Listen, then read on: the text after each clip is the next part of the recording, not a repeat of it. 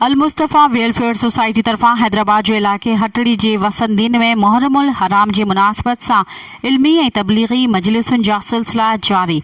Report मंजूर कालरो। हैदराबाद जे हदुनि अंदरि हटड़ी जे वसंदीन में मोहबानी अहले बैत अलैहिस्सलाम ला इल्मी ऐं तबलीगी सिलसिलनि खे आम करण लाइ अल मुस्तफ़ा लाइब्रेरी ऐं वेलफेयर सोसाइटी जामशरो जी सालियाना प्लेटफॉर्म हेठि ॻोठनि जी आबादियुनि में पहिरियों दफ़ो अशरा मजालिस जा तबलीगी प्रोग्राम शुरू कया विया आहिनि, जिन में पहिरियों शेख मोरीअ वेझो हटड़ी, ॿियो हटड़ी ज़िलो हैदराबाद जे इमाम बारगाहुनि में जुदा जुदा वक़्तनि ते मजलिसूं शुरू कई वयूं आहिनि, जिन खे कराची मां आयल मौलवी साहिब